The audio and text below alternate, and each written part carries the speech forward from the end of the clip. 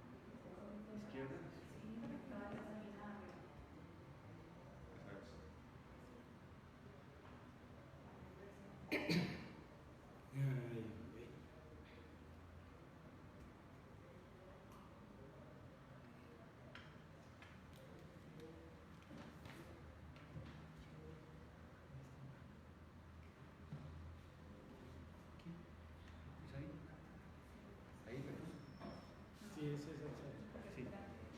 ¿Qué opción? Ahí, le doy ahí para que la abra completa.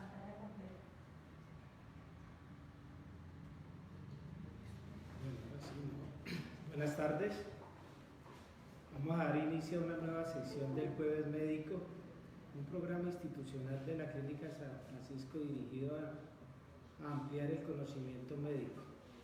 Vamos a hacer un resumen del conocimiento actual en cuanto al COVID-19 y el embarazo, teniendo en cuenta que la gran mayoría de los datos que hoy existen son datos en números muy pequeños, y es muy posible que lo que estemos hablando hoy en el futuro no sea tan cierto.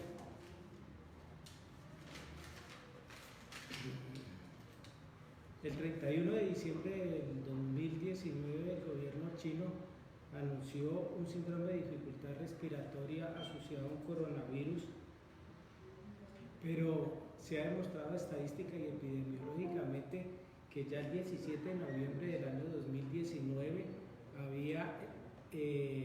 se había presentado el primer caso, y es muy posible que en el otoño chino ya el virus circulaba libremente. El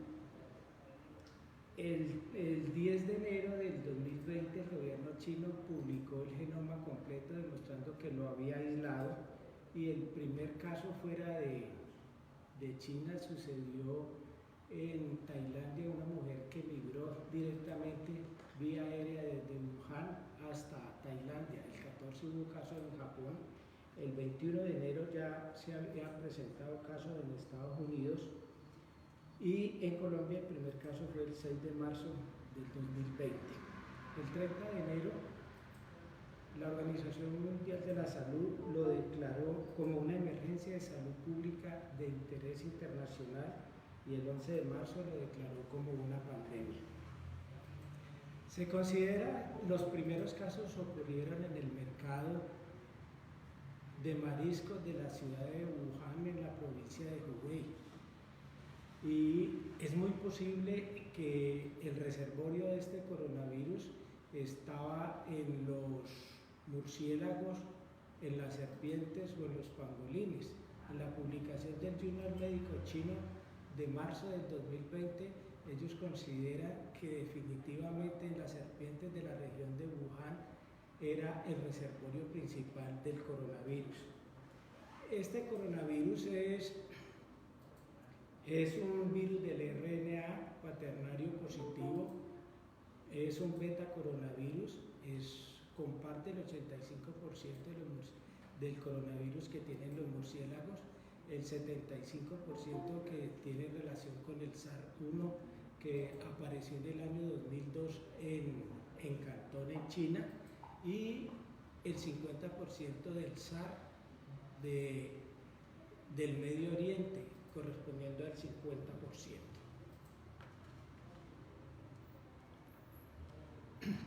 Entonces vamos a empezar por el final.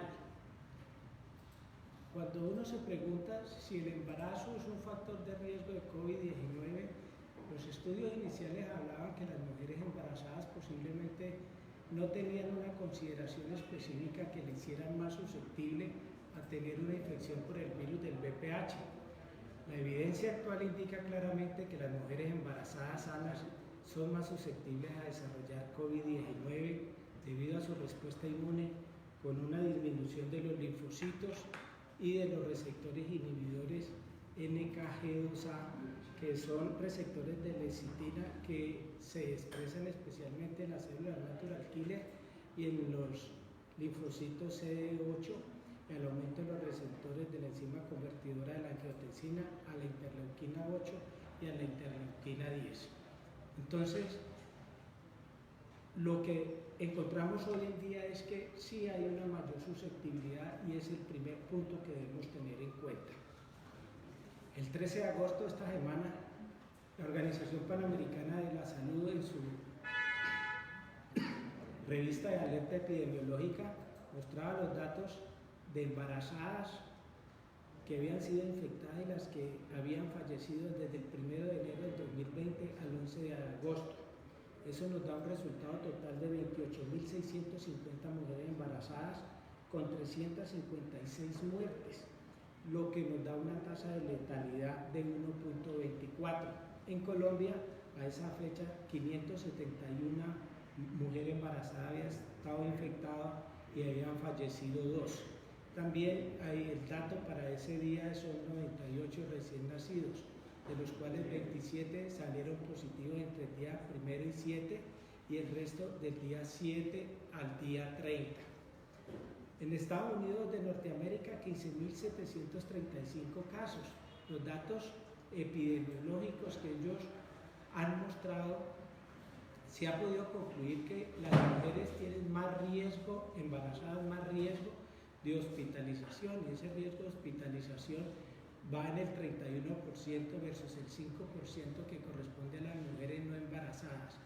Y el riesgo de ir a una UCI tiene un ratio de 1.5 y de tener una ventilación mecánica de 1.7.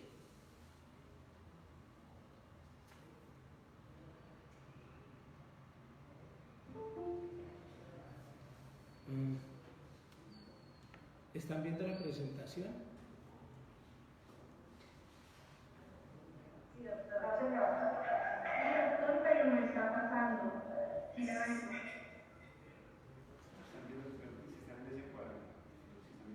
¿Sí? Bueno.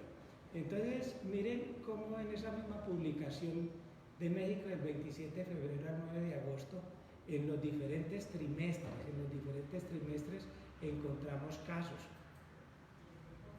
Y entonces es una distribución, mayor susceptibilidad, mayor riesgo de hospitalización, mayor riesgo de UCI, mayor ventilación mecánica y aparece en cualquier trimestre.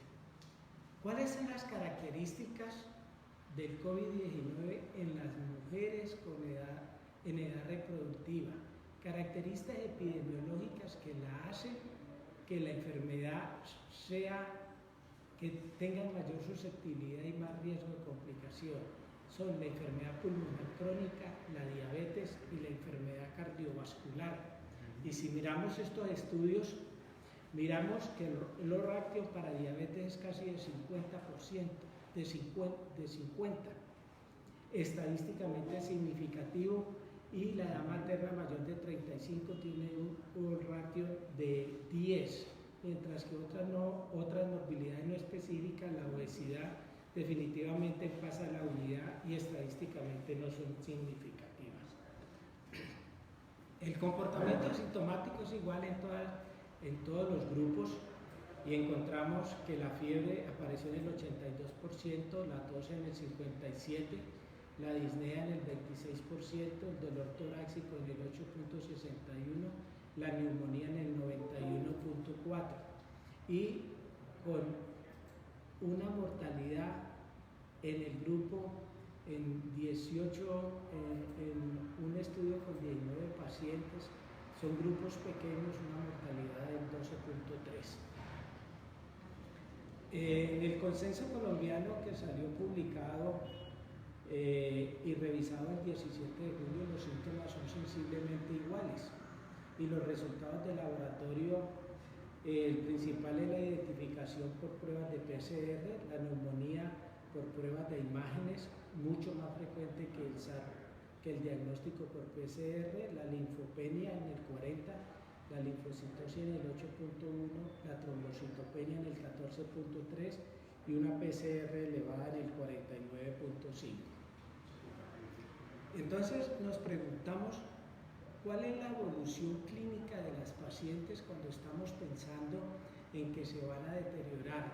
Y este dato inicial de que 7 días después del inicio de los síntomas es la tendencia a ser una enfermedad severa y crítica desde el punto de vista obstétrico es bastante importante, porque más adelante vamos a mirar cómo hoy en día se pide que las pacientes enfermas con síntomas leves deberían desembarazarse por encima de las 34 semanas. La duración de la hospitalización fue de 6 días, la edad gestacional al inicio de los síntomas es de 29 semanas y el parto durante el curso de la infección en el 50%. Es decir, vamos a tener un alto riesgo de parto pretérmino y el parto pretérmino podría ser en estos casos iatrogénico debido a la posibilidad de complicaciones de los cuadros respiratorios. Esto publicado en el American Journal de Obstetricia y Ginecología, mortalidad de las mujeres que tenían COVID-19 y fueron admitidas a la unidad de cuidado intensivo. El 15% de las pacientes admitidas a la UCI murieron y el 25% de mortalidad en gestantes con ventilación mecánica. ¿Qué dice de mortalidad para las Américas? Con grupos que nos podemos comparar. Entonces, México tenía 7 muertes maternas con una tasa de letalidad del 2.3%, con una edad promedio de 37 años, y hay 2 parámetros fundamentales que hay que mirar. El uno es que la diabetes aparecía en la mitad de la población y la obesidad en el 28%. E ingresaron a la UCI el 28%. Esto es lo que nos muestra México. ¿Qué nos muestra Brasil? Brasil definitivamente contra el COVID-19 ha sido una tragedia. Desde su presidente para ir para abajo todo ha sido mal llevado y mostramos la catástrofe del COVID-19 en las mujeres gestantes en Brasil. 124 muertes. Con un agravante, el 22% de las pacientes ni siquiera llegaron a ingresar a una unidad de cuidado intensivo. las muertes son 3 veces más que en el resto del mundo. Casi 1000 pacientes tuvieron síndrome de dificultad respiratoria agudo. Entonces,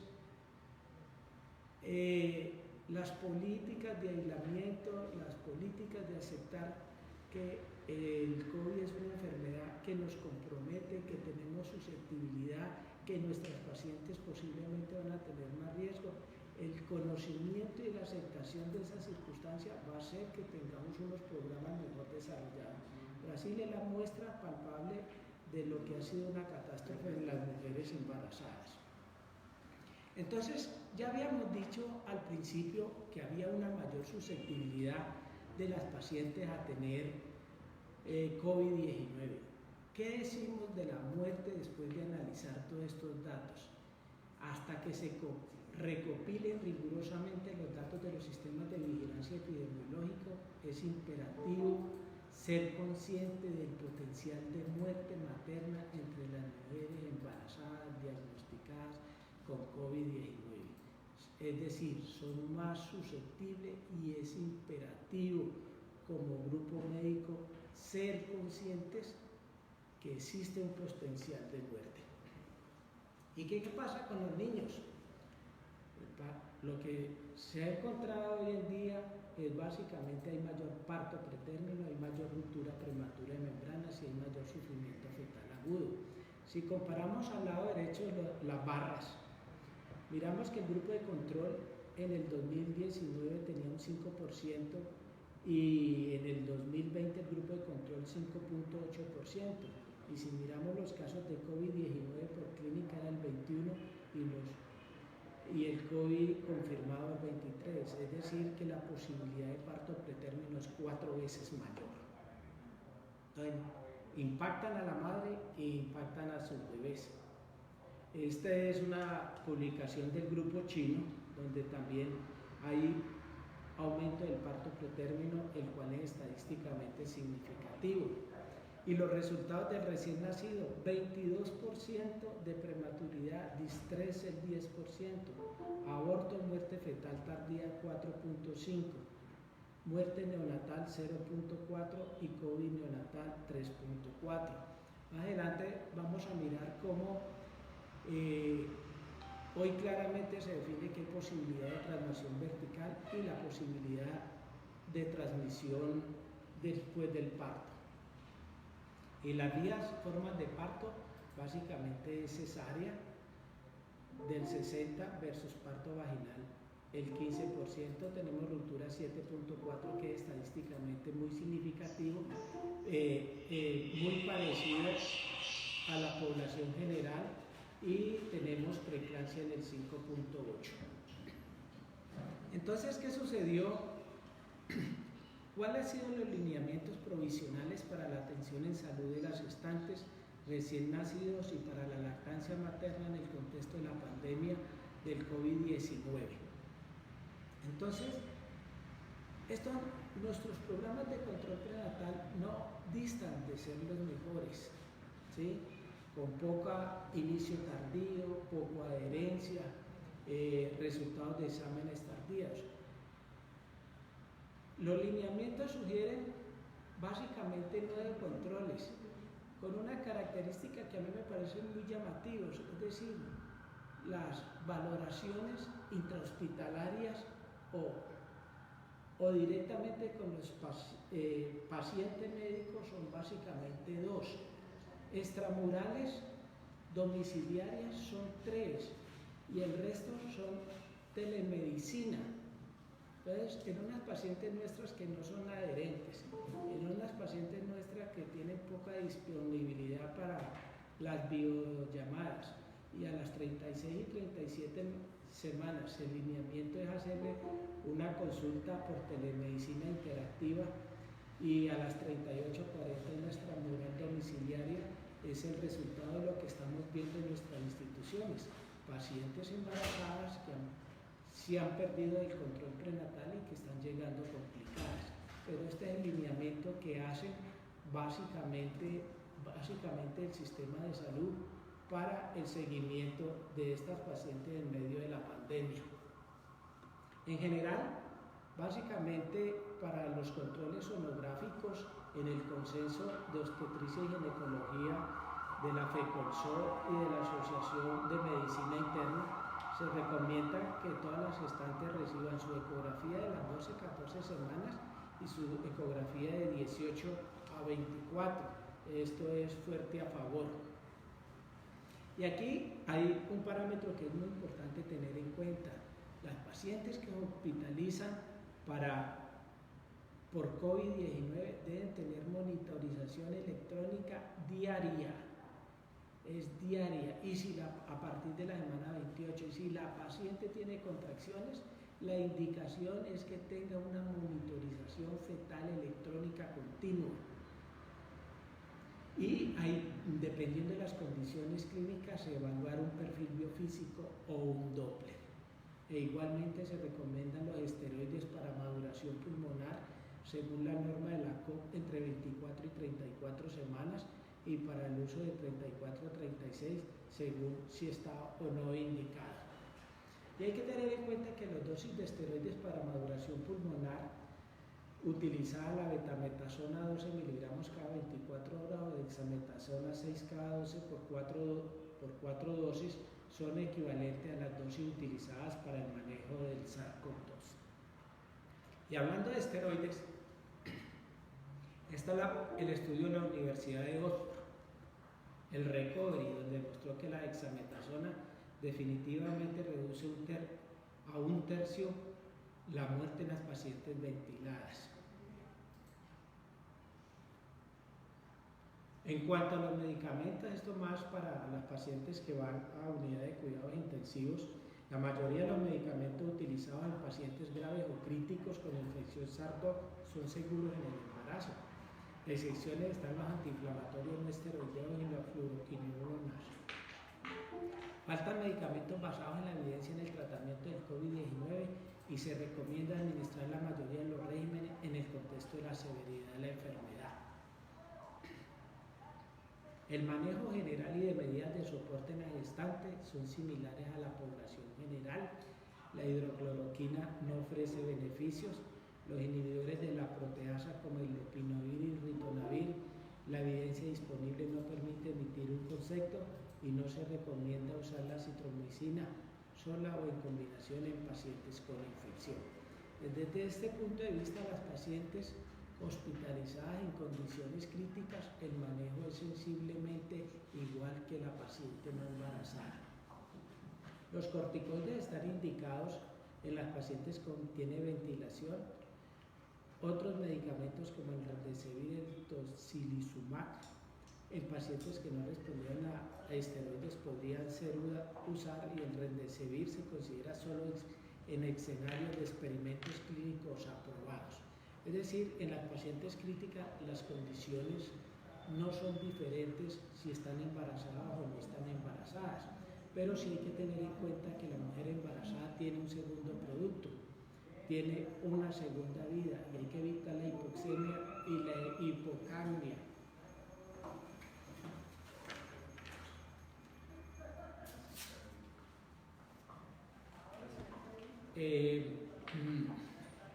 Hay que mantener una PCO2 entre 28 y 45 y una PO2 mayor de 70 milímetros de mercurio.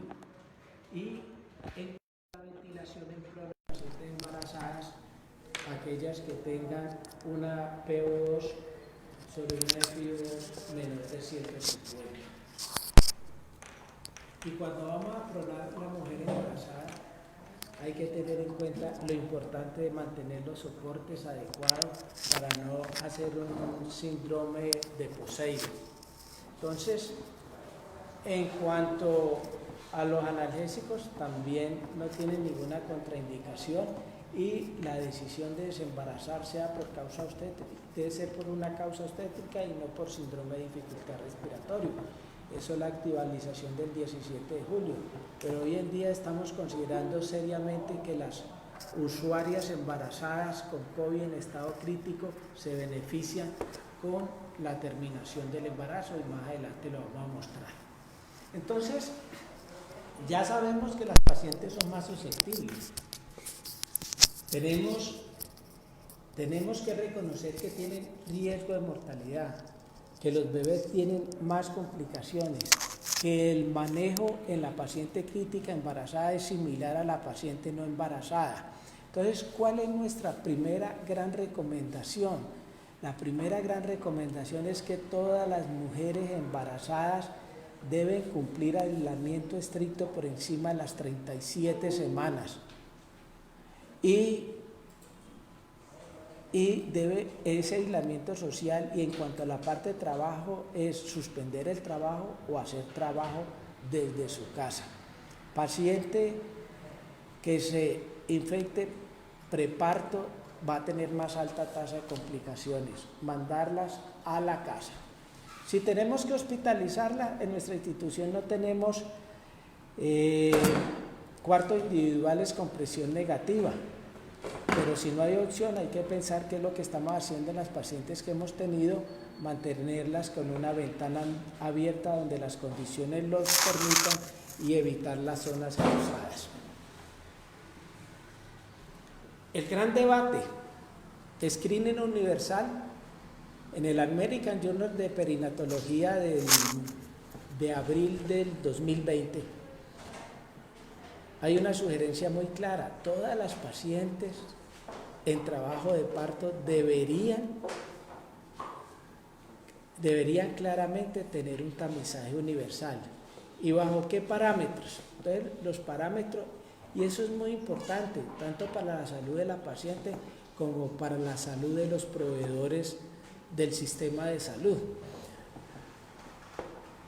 Esto salió publicado en el New England Journal Medicine, 215 gestantes en el Centro Médico Irving de la Universidad de Columbia.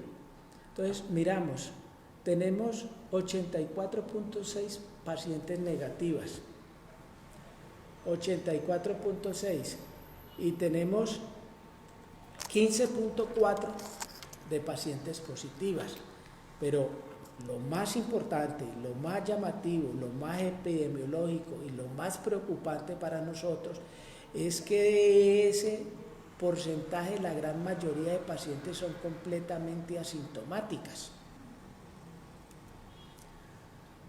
Exactamente lo mismo, esto hecho en 4 centros hospitalarios de Nueva York. ¿Qué encontraron? 18% de prevalencia, ya estamos hablando de 15.4, y aquí 70% de pacientes asintomáticas. Es decir, que nosotros estamos enfrentando en el área obstétrica una cantidad de pacientes que podrían ser positivas, que son completamente asintomáticas y posiblemente infectantes, no solamente para su familia, para sus recién nacidos, sino también para los prestadores de salud. Entonces, ahí es donde uno se pregunta si el tamizaje no debería ser universal. Aquí están los criterios de hospitalización, no me voy a centrar en ellos. Hay condiciones obstétricas, hay comorbilidades, las presiones arteriales, la saturación menor a 95, eso está dentro de los lineamientos de todas las cosas, pero aquí hay una cosa que me parece muy importante. Entonces, toda paciente sospechosa o confirmada, todo el equipo, ginecólogos, pediatras, anestesiólogos, instrumentadoras, circulantes, deben utilizar mascarilla N95 y todo el equipo de protección personal. Pero esa es la paciente sospechosa y confirmada. Y ya vemos que todos los estudios están demostrando que el 70% de las pacientes positivas son completamente asintomáticas. Entonces, en esa situación, el gremio médico tiene estamos colocando alta tasa de infecciones, y ya llevamos alrededor de 50, 60 personas del personal de salud que han fallecido. Si nosotros miramos las sugerencias que tenemos en casi todas las instituciones, es paciente sospechosa o confirmada, N95, paciente negativa, asintomática, mascarilla quirúrgica. Desde el estudio H1N1 se ha demostrado que se eliminan aerosoles menores de 10 micras, y las mascarillas quirúrgicas protegen contra los aerosoles menores de 0.3 en el 75%, y la N95 en el 95%. Entonces, mire, ¿cuál es la conducta adecuada? La conducta adecuada desde el punto de vista epidemiológica es que tengamos el equipo de protección completo. ¿Por qué? Porque el 70% de las pacientes están asintomáticas, los estudios lo están demostrando hasta la saciedad. Y nos estamos enfrentando a una cantidad de pacientes que posiblemente sean positivas, ni ellas lo saben, ni nosotros lo vamos a saber. Esta es una recomendación en la paciente hospitalizada. El American Journal sugiere que el acompañante no debe ser menor de 70 años. La norma colombiana dice que el acompañamiento debe ser único, sin comorbilidades y menor de 60 años. Otra circunstancia para analizar. Entonces, vamos a mirar desde el punto de vista obstétrico cómo vamos a desarrollar el parto y cuáles son las guías de parto en la paciente embarazada con COVID-19. Entonces, ¿cuáles son las indicaciones? ¿Sí? La inducción del parto por indicaciones médicas en paciente asintomática no debe ser pospuesta o reagendada. En caso de colapso es posible que se puedan reagendar organizando un esquema de pacientes para inducción de tal manera que el tiempo de ocupación de las camas sea menor. La finalización inmediata en pacientes con indicación obstétrica y síntomas leves es una condición. Esperar el tiempo de los inductores cada día es más debatible y en lo posible 14 días después del inicio de los síntomas, pero eso tiene los bemoles en las menores de 34 semanas. Entonces, ¿cuál es el consenso actual? El consenso actual del momento del parto, publicación del British Journal y el consenso colombiano. La indicación obstétrica al momento de parto por placenta previa sangrante o abrupcio no tiene pues ninguna duda. El deterioro del COVID-19 sin indicación obstétrica, sepsis, compromiso severo, frecuencia respiratoria mayor de 30, presión de oxígeno FiO2 menor o igual a 300 milímetros de mercurio, una saturación menor del 93%, es una indicación. Desembarazar a la paciente va a favorecer la ventilación. El punto importante es es ¿qué hacer con una paciente mayor de 34 semanas con enfermedad leve? ¿La mandamos para la casa? ¿La dejamos hospitalizada?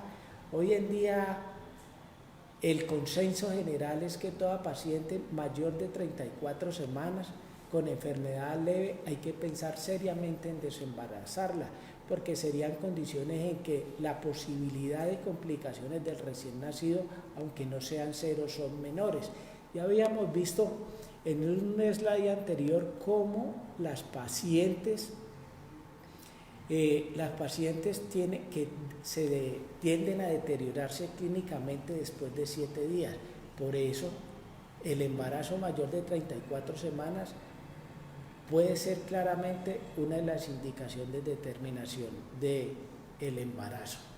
Aquí están las indicaciones de determinación del embarazo, que es muy claro: la infección intrauterina, la coagulación, la falla renal o hepática, el compromiso cardiopulmonar, el síndrome de compartimiento, el síndrome de dificultad respiratoria, la insuficiencia cardíaca, y las indicaciones son el daño fetal. Y en la parte de abajo, presentado por el American Journal de Perinatología, dice claramente: edades gestacionales asociados con baja morbilidad y mortalidad neonatal.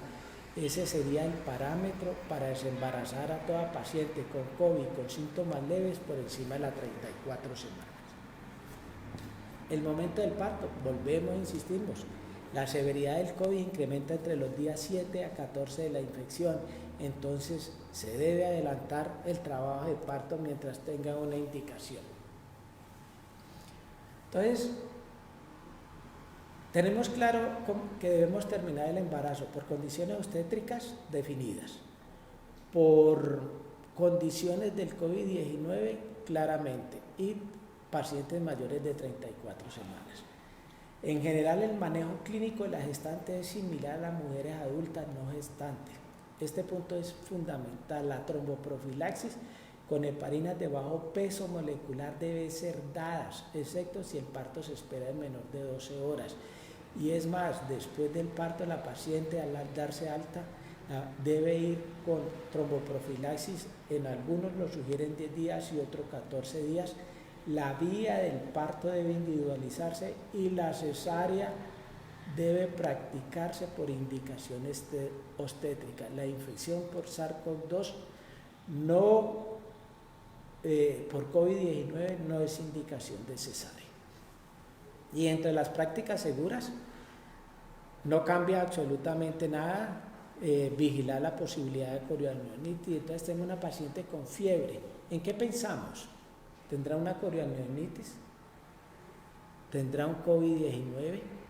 Entonces, esos son dos parámetros importantes que tenemos que tener. Los antibióticos en el COVID solamente si hay sobreinfección bacteriana. Y la profilaxis antibiótico para el estreptococo del grupo B, dentro de los parámetros que siempre se han desarrollado, cultivos positivos, menores de 37, temperatura mayor de 38, ruptura mayor de 18. Eso es. ¿Qué es nuevo aquí? ¿Qué es nuevo aquí? La tromboprofilaxis. En toda paciente con COVID debe recibir tromboprofilaxis. Entonces, se insiste, el COVID no es una indicación de cesárea. ¿Pero qué ha sucedido? Pues las condiciones maternas han llevado a que las pacientes terminen en una terminación vía alta y tenemos tasas de cesáreas de 47 a 94%. Hay que acortar la estancia en salas de parto. La norma dice que las pacientes deben estar al menos 24 horas. Es posible que hacia el futuro, por congestión, por riesgo, las pacientes podrían estar menos tiempo, disminuir el riesgo de infecciones cruzadas, disminuir el esfuerzo intraparto, evitar la cesárea de emergencia y definir detención de parto dentro de unas características diferentes: mayor de 4 horas en dilatación, de 6 y con magneotomía y oxitocina. Entonces, si estamos hablando de favorecer el parto sobre la cesárea, vamos a mirar cuáles son los resultados. Parto vaginal entre mujeres embarazadas en Wuhan, China, durante la pandemia del COVID-19. La conclusión, aunque los números, como todo en esta pandemia, son bajos, bajo la premisa de una evaluación completa de las condiciones para el parto vaginal y el equipo de protección personal, las mujeres embarazadas sin riesgo de COVID-19 pueden intentar el parto vaginal sin exacerbar el COVID-19 y sin aumentar el riesgo de infección por SARS-CoV-2 en recién nacidos. ¿Qué pasó en el norte de Italia? En el norte de Italia, también con número pequeño, 24, ¿qué encontraron? El 60% de los partos vaginales sin mayor riesgo de transmisión vertical.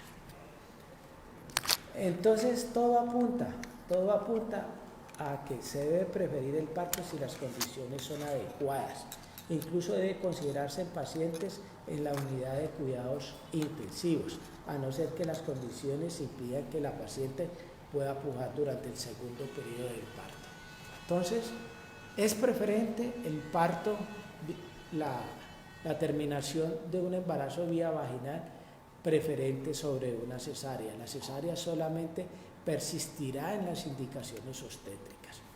Entonces, ¿cuáles son las consideraciones para inducción del parto de una gestante? Son 3 puntos fundamentales. Menor tiempo de inducción. Y vamos a ver cómo hay una serie de condiciones y de cambios que ha originado la pandemia. La exposición, entre menor tiempo, menor exposición del grupo médico. Riesgo fetal, menor riesgo del estado fetal no satisfactorio. Entonces, ¿qué se sugiere? ¿Qué se sugiere para inducciones rápidas? Hoy en día se está sugiriendo la combinación de misoprostol con catéter de doble balón. Entonces se ha demostrado que esta combinación hace que los periodos de inducción y trabajo de parto y sea mucho mayor. Entonces miren esta combinación, estos resultados. La combinación del método mecánico con misoprostol, menor tiempo al parto, una diferencia media de 3.6 horas. Y otros resultados, menor tiempo al parto vaginal, 20% más parto vaginal en las siguientes 24 horas, menos taquicardia fetal, menos admisión a la UCI neonatal, menor incidencia de líquido amniótico meconiado. Entonces, decimos, vamos a terminar el embarazo por encima de 34 semanas en pacientes con síntomas leves. Las inducciones deben preferiblemente ser llevadas con misoprostol y con catéter doble balón. Pero no tenemos catéter de doble balón. Entonces, aquí hay un estudio del 2016 en que combina el misoprostol con la mísera sonda Foley cervical sin necesidad de las otras del catéter de doble balón, mirando cómo el tiempo en esta combinación es mucho más corto que la combinación en el misoprostol únicamente, con la sonda Foley solamente y con sonda Foley y oxitocina. Entonces, eso podría ser unas condiciones. ¿Y por qué desembarazar a pacientes con compromiso con coronavirus?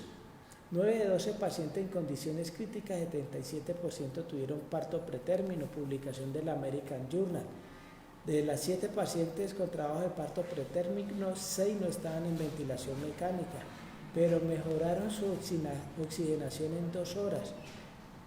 Necesitaron menor soporte respiratorio y otras se les pudo retirar el soporte. Entonces, la agnotomía tanta que siempre ha considerado que la agnotomía no debe utilizarse en forma de rutina. Hoy en día, para cortar, ¿cuál es la meta? La meta es inducir a cortar el tiempo de la primera fase del trabajo de parto, disminuir el tiempo de exposición del personal médico. Entonces aquí hablan que la agnotomía temprana después de un borramiento cervical para la inducción de labor hace una diferencia en cuanto al tiempo a lograr el parto. Son 4 estudios con 1.273 pacientes. Entonces, ¿qué pasa con nuestro bebé inútero? Entonces, estamos induciendo a la señora. Ya habíamos dicho que todas las pacientes con COVID-19 que estén hospitalizadas deben tener monitoría diaria, y aquellas pacientes que tienen contracciones uterinas, la monitoría debe ser continua para el control del bienestar, y eso es clasificación del American College de Obstetricia y Ginecología. Entonces, ¿qué se ha encontrado en esas circunstancias? Los proyectos con pacientes con COVID-19 mostraron una frecuencia cardíaca basal elevada, más del 10%, pérdida de las aceleraciones, desaceleraciones tardías y patrón sinusoidal, probablemente debido a los efectos de la fiebre materna, la respuesta inflamatoria materna, a la tormenta de citoquinas. Sin embargo, los resultados perinatales parecen ser favorables. Por lo tanto, los proveedores de atención médica deben optimizar el entorno materno primero para rectificar los cambios reactivos de la monitoría fetal en lugar de realizar una intervención quirúrgica. La monitorización es importante, hay que tener que puede haber ciertos cambios, pero necesita una interpretación adecuada. La vigilancia durante el trabajo de parto. Revisar las pacientes cada 30 minutos la frecuencia de las contracciones, revisar cada hora la frecuencia cardíaca materna y la frecuencia respiratoria, revisar al menos cada hora la presión arterial y la temperatura, considerar las necesidades emocionales y psicológicas, auscultar la frecuencia cada 5 minutos durante 30 a 60 segundos después de una contracción, pujo espontáneo durante el expulsivo, instrumentación. Hablamos de cosas, de situaciones nuevas. La primera, Hablamos terminación del embarazo de 34 semanas. Segundo, la inducción combinada. Tercero, nuevo, la instrumentación para cortar el expulsivo. Definitivamente no a la episiotomía de rutina, pero si usted va a pensar en instrumental, esa sería una indicación de episiotomía. El manejo del primer periodo del parto no debe modificarse por la infección, la valoración intraparto cada 4 horas. No hay contraindicación para la analgesia obstétrica y las condiciones logísticas. Y estas son las condiciones en que está. Esta es la doctora María Fernanda del Valle del Lilí, de la cual oímos la conferencia, y muchos de los datos que hemos hablado son soportados en una brillante conferencia de la doctora. ¿Qué no se debe usar? El uso aislado de la amniotomía. Entonces, ¿qué decíamos antes? La amniotomía después del borramiento cervical. Uso de oxitocina rutinaria en mujeres sometidas a analgesia peridural. Uso de antiespasmódico. Administración de oxígeno en forma rutinaria. Acuérdense que la oxigenación aumenta los aerosoles. Sí, lógico, a la ingesta de líquidos, al acceso venoso permeable con calibre, las soluciones cristaloides isosmolares, no a la sobrehidratación ni a los enemas. Se ha demostrado que se ha encontrado COVID en las heces. Pulsoximetría permanente con una saturación mayor del 94% y debe tener umbral bajo para la intubación temprana. Entonces, el primer periodo del trabajo de parto es inducción combinada, ideal misoprostol y catéter de doble balón o con sonda Foley. Y para el segundo periodo del parto, ¿cuál es la combinación? ¿Qué buscamos? Buscamos disminuir el tiempo expulsivo y los riesgos de contaminación. Estricto control del tiempo expulsivo, 1 hora en las multíparas y 2 horas en la nulípara. En el último consenso que había de manejo del segundo periodo del parto hablábamos de que las primis se podrían llevar 3 horas y las multi hasta 2 horas. Entonces, bajo estas condiciones, esos parámetros volvieron y disminuyeron. Entonces, el objetivo es un expulsivo más corto, hay que controlar el tiempo y vuelve y aparece el parto instrumentado.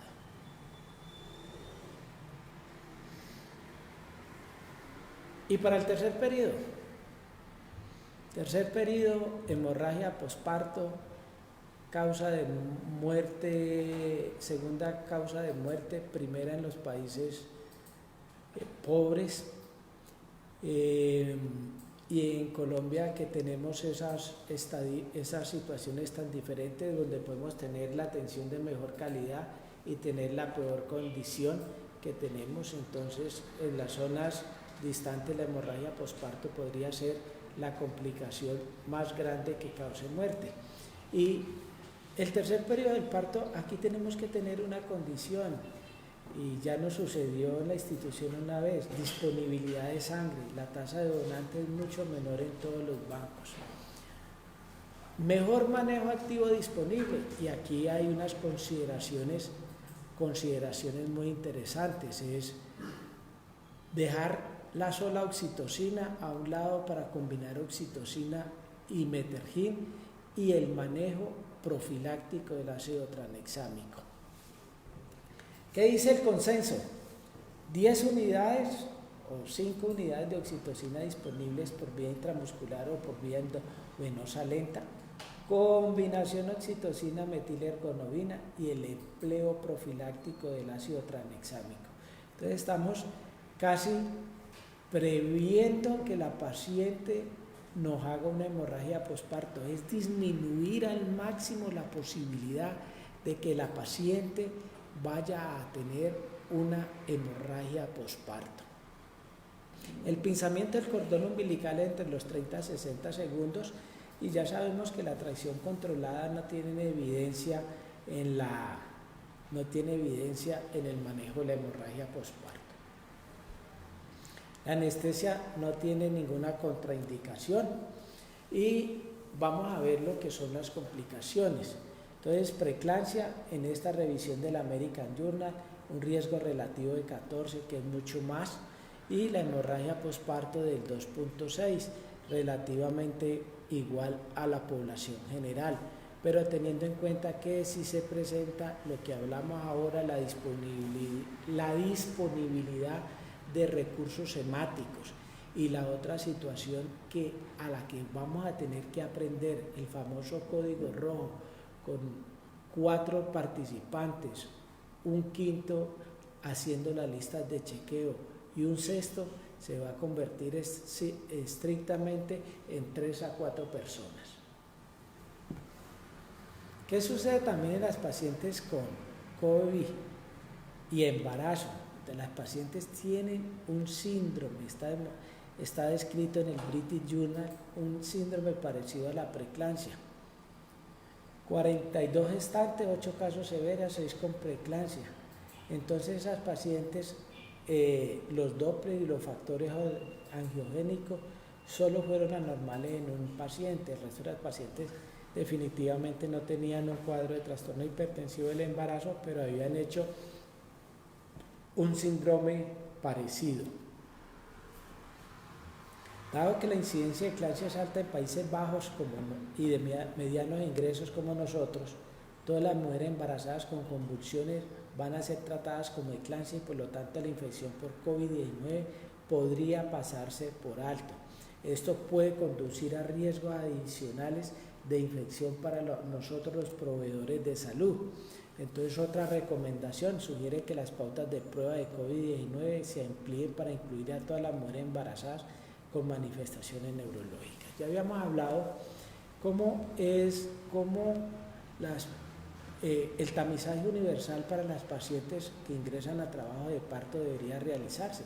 Estamos hablando que un 70% de las pacientes positivas son completamente asintomáticas y tenemos el riesgo de infectarnos. En el caso de no tener esa posibilidad, uno de los grupos específicos que deben tener tamizaje sí o sí son las pacientes con síntomas neurológicos. Preeclampsia, no hay reporte acerca del deterioro clínico de los pacientes con COVID con el uso de sulfato. Sin embargo, dado el potencial riesgo de complicaciones respiratorias, debe usarse con protocolos de seguridad y juicio clínico en pacientes con síntomas respiratorios sin ventilación mecánica. Estricto control de líquido endovenoso, restringir los líquidos a 1 cc por kilo hora. Básicamente una paciente preeclámptica debería recibir básicamente los líquidos que van en el sulfato de magnesio. Todos los goteos como sulfato de magnesio y la oxitocina deben hacerse por bombas. Otra situación, la presencia del abrupto de placenta en una paciente con factores de riesgo puede ser incidental. Sin embargo, dado que el COVID-19 puede afectar los parámetros hemostáticos maternos, se recomienda mayor precaución con una cuidadosa vigilancia de la hemorragia anteparto en mujeres positivas hasta que haya más datos disponibles. Y el recién nacido, entonces hicimos la inducción del trabajo de parto, forma combinada, tratamos de hacer un expulsivo corto, se puede agregar la instrumentación. En el manejo activo del tercer periodo pasamos de la simple oxitocina a hablar de oxitocina, metergina, ácido tranexámico profiláctico y vamos al recién nacido. Ya sabemos que el contacto piel a piel mejora la termorregulación y la adaptación neonatal, promueve la lactancia materna y fomenta el apego materno neonatal, disminuye el estrés neonatal, disminuye la ansiedad, disminuye la depresión postparto. Entonces, ¿qué hacer? Las madres sintomáticas con infección confirmada o sospechosa, definitivamente hay que evitar el contacto piel a piel. Hay que hospitalizar el neonato en aislamiento y hay que individualizar la duración del aislamiento y la separación de la madre e hijo. Pero las madres asintomáticas con recién nacido asintomáticas se puede permitir el contacto piel a piel, disminuyendo la posibilidad de aerosoles.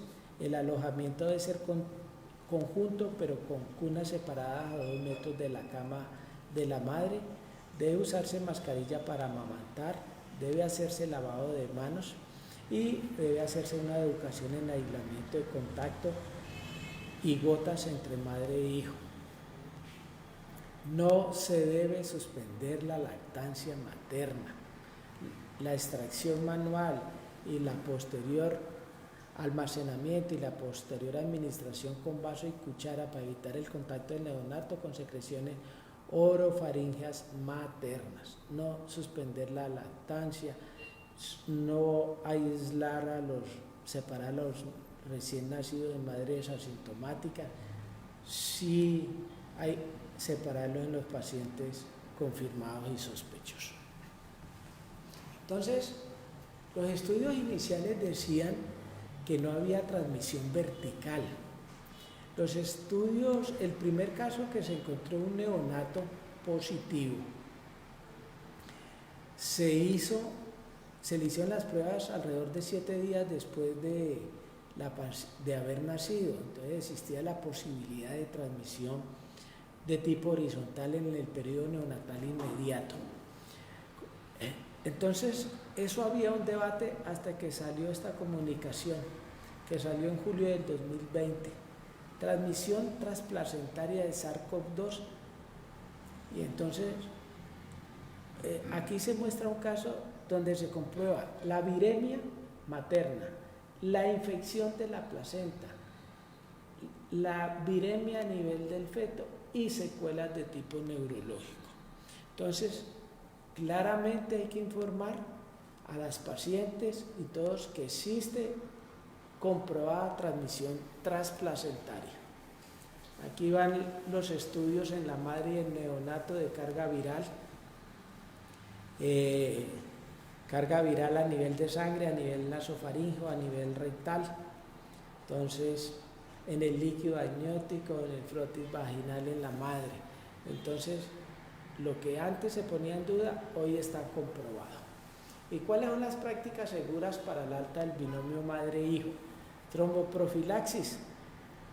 Unos dicen 10, otros dicen 14 días, pero toda paciente debe ser enviada a la casa con tromboprofilaxis. La estancia corta disminuye los contagios y debe vigilarse al neonato mínimo 24 horas.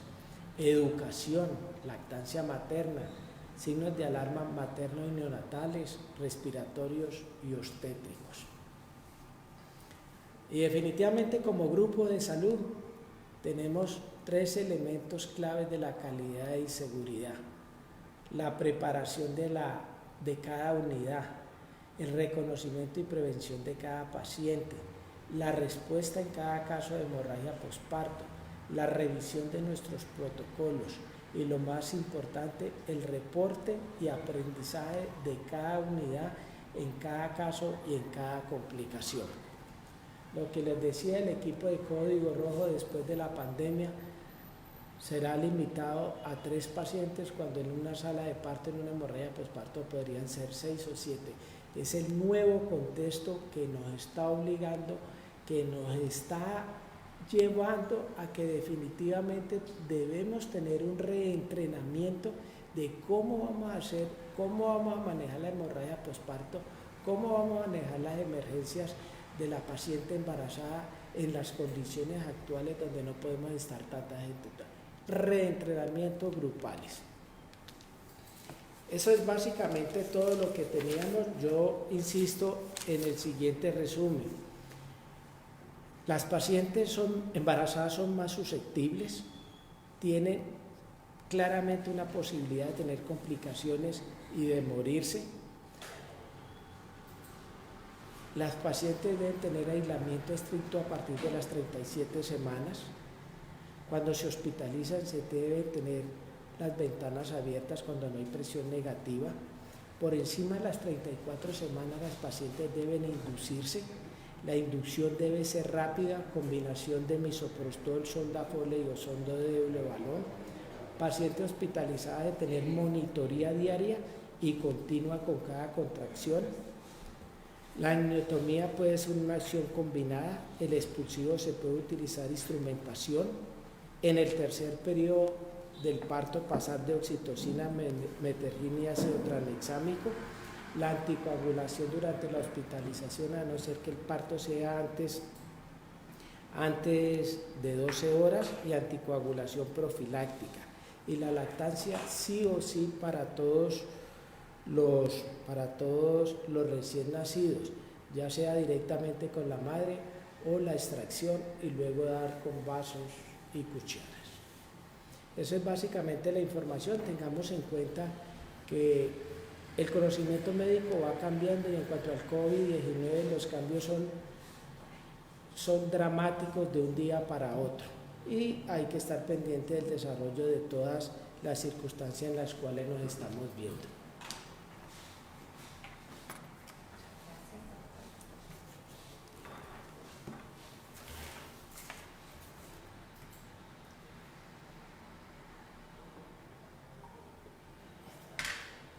Muchas gracias por la conferencia. En este momento tenemos disponible un lapso de unos 5 minutos aproximadamente para que por favor a través del chat, si tenemos alguna inquietud, la generemos para que el doctor Rojas nos resuelva la inquietud que se considere necesaria.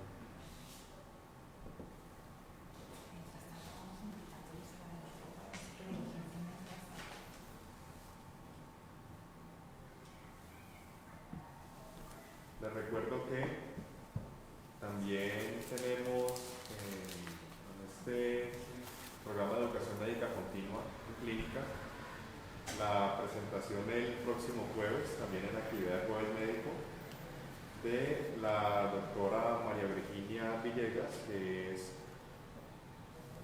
médica infectóloga, líder del Comité de Prevención de Infecciones de Clínica San Francisco, que nos expondrá el tema relacionado con mecanismos de resistencia en bacterias gram negativas e interpretación del antibiograma, para que por favor también estemos atentos a esa presentación que se hará exactamente en el mismo horario la próxima semana.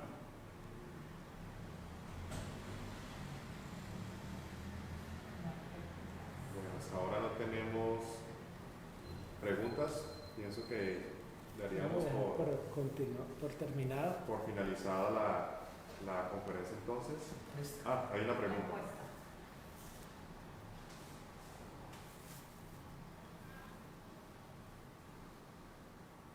Hay una pregunta que dice si hay reportes de teratogenicidad por COVID-19 en el primer trimestre. Hasta este momento, los estudios que se han desarrollado y en todas las revisiones que hemos hecho y hemos mirado, no hay índices de teratogenicidad.